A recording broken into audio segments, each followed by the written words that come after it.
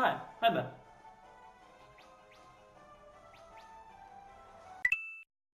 Hey, my name is Nick, and today I'm going to be reviewing Final Fantasy III for DS. Final Fantasy III is a turn-based RPG, similar to most Final Fantasies, although not so much the recent ones, because they've been adapting all these sorts of weird different systems. See, I've never actually played this one. I've played most of the modern ones. I've played 6 upwards, and I've also played 1, but I never really played 3. I've heard about 2, that was alright, but I've also heard that 3 was really good. But I never tried it. Never really bothered trying it. And I knew it had a DS version, but I never found it, never could get it. Played it a little bit around my friend's house. Didn't think much of it. Recently I found it at a used game shop, and I found it for pretty cheap, and I didn't have anything to do on my DS right here. So I picked it up, and lo and behold, this game has consumed my life. It's everywhere. I take it with me wherever I go to grind or to do a few things. It's awesome. It's fantastic, and I don't know what exactly makes this game fantastic, but I'm going to try and tell you. So this game is a standard Final Fantasy affair. You have 4 Warriors of Light going on a quest to save the world in an open world, turn-based action adventure. But there is one big change with Final Fantasy III, and that is that anybody can be any job you want, and at any point you want. What that means is that the classes that you give your characters are not gonna be the class that they're gonna be probably with for the rest of the game. I mean, unless you want them to. But you can change class on the spot, just like that. Just like this. So you have a warrior, but you think, actually I'm gonna need him to be a white mage. Bam! He's a white mage now. Later on, you might unlock a Dragoon class and you think, you know what, that white mage is not really working out. I'm gonna go for that Dragoon class. Bam! He's a Dragoon. So this is a really interesting way of making the gameplay never feels stale, because you can constantly experiment with your team composition. For example, I started the game with kind of a team of a black mage, a red mage, a thief, and a warrior.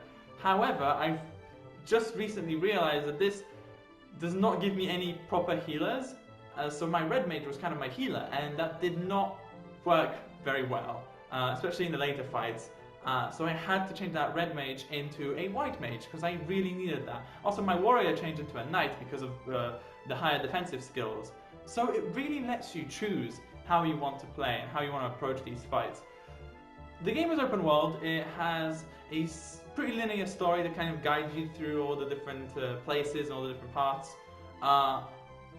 But something about this game just draws me in, and it might be the phenomenal music, it might be the nice graphics for a DS, like they're not amazing, but for I think 2007 when this game came out, pretty impressive. And it might be the fact that, I don't know, something about these animations that these characters do when they attack or when they use spells feel really cool. Like, for example, there's this little thing that they do that sometimes when you're doing a magic or like a skill, the camera just zooms in your character going like, ha ha! And it's just so cool. I really like it. It's a little thing, but it is really the little things that keep you going, and really make you enjoy maybe some of the more boring aspects of this game, which there are some. This game feels a little grindy. I don't mind it so much because I go outside a lot and I take it with me. And I can crank out a few levels whilst I'm waiting for my train to arrive, or when I'm on the train, or going to work or going to uni. I can just do it in my spare time. And whenever I actually do sit down at home to play it, I don't feel like I've wasted my time grinding because I'm already grinded up to a high enough level. That being said, this game can be brutal sometimes. And I'm talking like really brutal. It still follows the same Final Fantasy tradition of old, where you can only save on the overworld. Once you go inside a town, or inside a dungeon, or inside any place, you cannot save. You can quick save if you need to stop playing for now, but you can't actually save the game. Which really sucks if you go through a dungeon only to die at the final boss of the dungeon, and you have to do the whole dungeon again. There's no checkpoints during the dungeons. Not at all. That sucks. That sucks sometimes, and that really has caused me a lot of frustration with this game.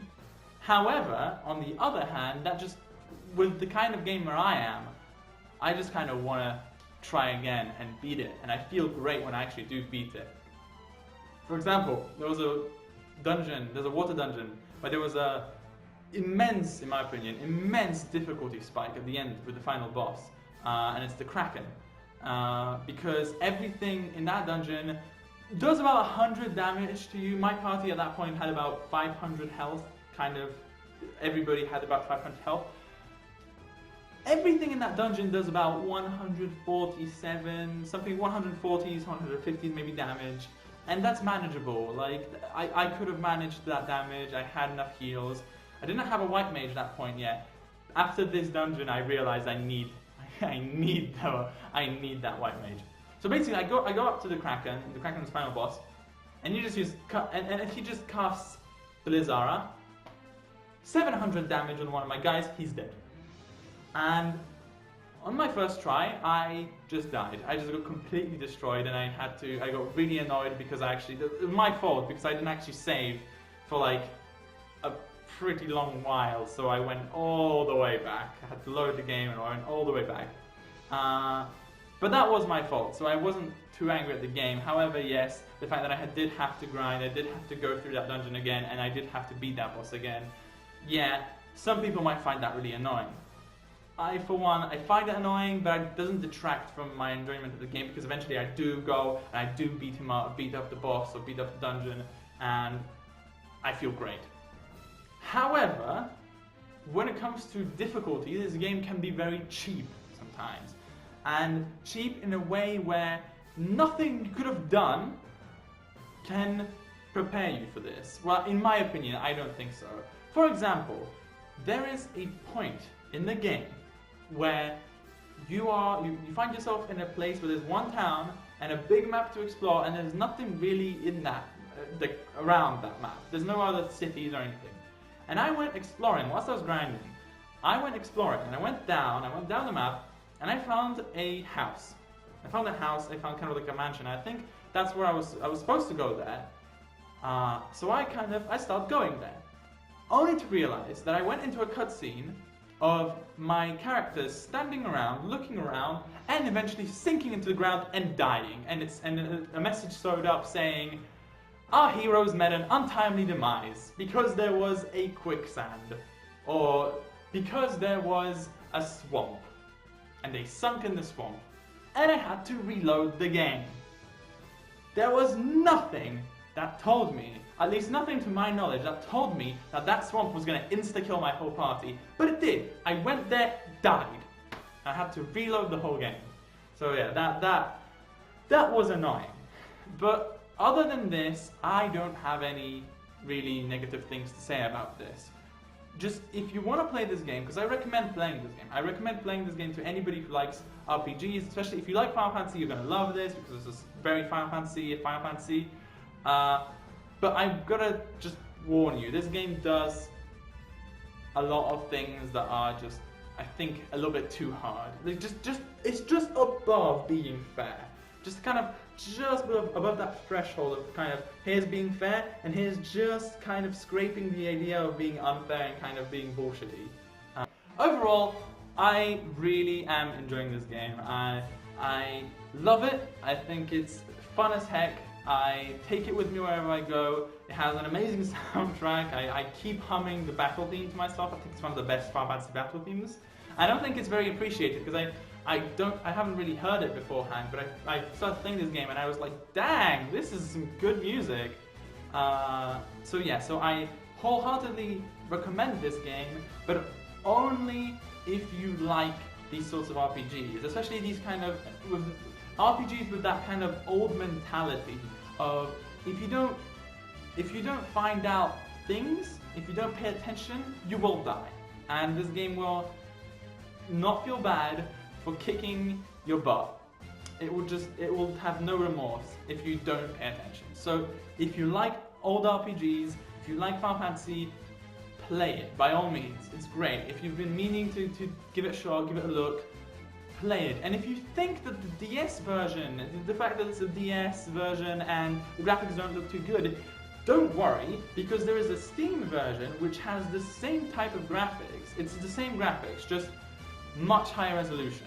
And the textures and everything are way better. So if you would prefer to play it stationary, like on your PC, actually, scratch that. You can get it on iOS as well. So with the updated graphics. So if you want to play it on iOS, if you want to play it on your PC, it's there. And I absolutely recommend sinking a few hours into that game, because I feel once you get hooked, you'll be addicted for a long time.